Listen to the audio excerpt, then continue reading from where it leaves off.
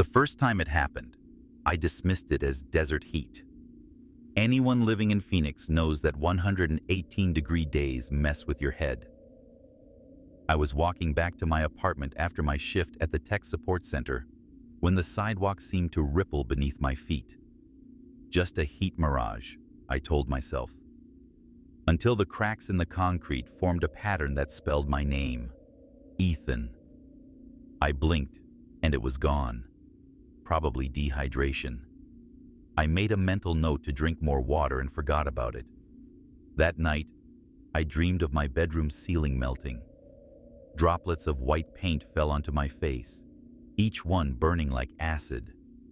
I jerked awake, heart hammering, only to feel something wet on my cheek. My fingers came away white. When I looked up, the ceiling was pristine, but my fingertips remained stained. I scrubbed them clean and blamed it on the new medication my doctor prescribed for my insomnia. Side effects were common, he'd said. Nothing to worry about. The next day at work, I caught myself nodding off at my desk. My supervisor startled me awake. "Late night, Ethan?" "Sorry, didn't sleep well." "Maybe cut back on the caffeine." I smiled weakly. My reflection in the computer screen didn't smile back. That evening, I found myself standing in my kitchen with no memory of the drive home. The digital clock on the microwave read 7:43 p.m., but the windows showed pitch darkness. Arizona doesn't do daylight savings, and sunset wasn't until after 8 in June. I checked my phone. 7:43 p.m., Wednesday. Something scratched at my apartment door. "Hello?"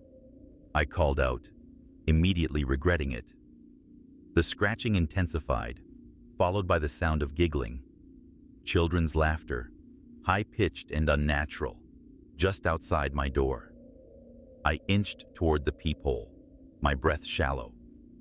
Through the tiny lens, the hallway stood empty under fluorescent lights. But the scratching continued, now accompanied by tiny whispers I couldn't quite make out. My hand trembled as I reached for the doorknob. I needed to prove to myself there was nothing there. Just as my fingers touched the metal, it turned on its own.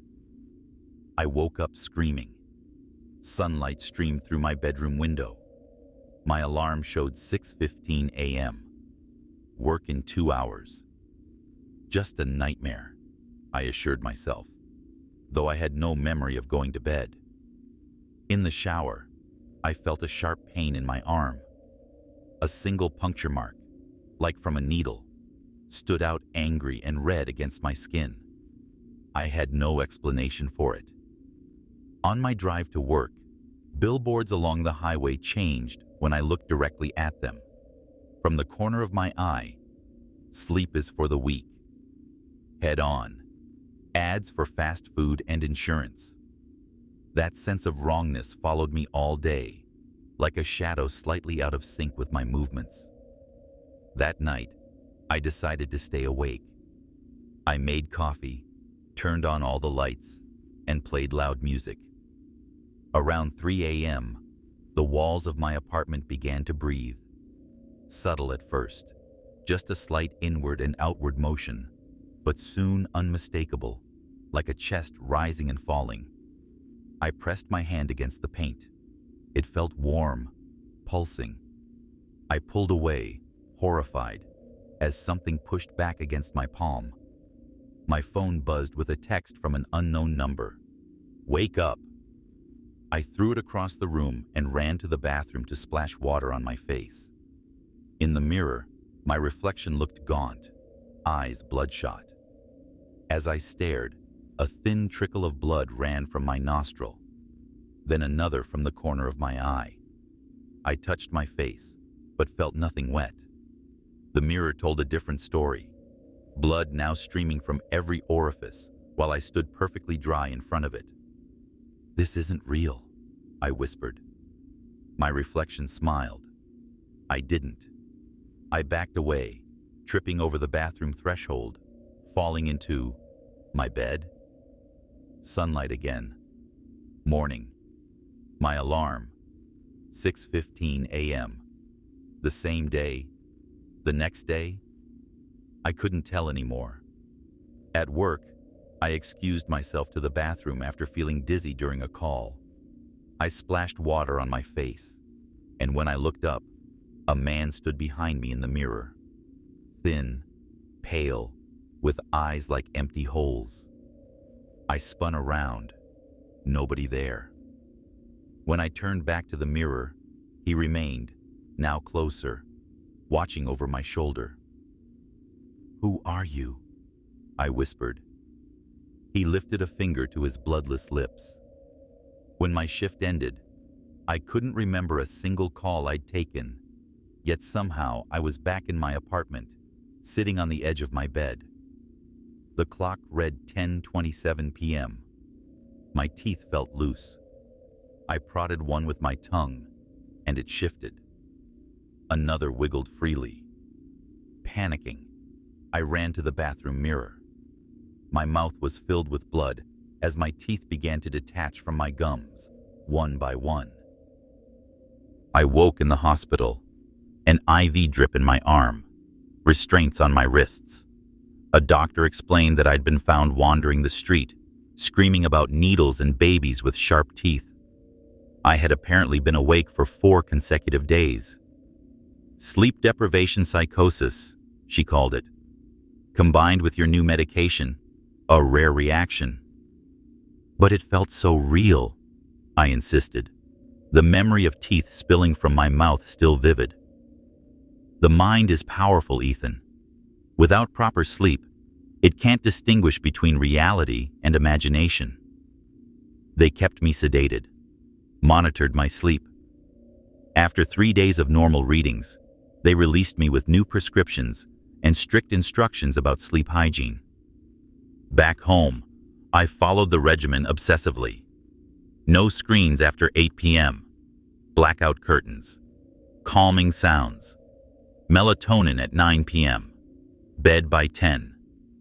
For 2 weeks, nothing happened. No nightmares, no waking visions. Then, last night, I woke to something warm and heavy on my chest. In the dim light filtering through my curtains, I made out the form of an infant. Relief washed over me. Just another hallucination. I closed my eyes, reciting my therapist's mantra. Acknowledge the dream, but don't engage. The weight on my chest increased. Small fingers gripped my shirt. Not real, I whispered. Then pain, sharp and sudden, as tiny teeth sank into my shoulder. I screamed, flailing, but the baby held fast, gnawing deeper. I grabbed it, feeling solid flesh beneath my fingers as I pried it away.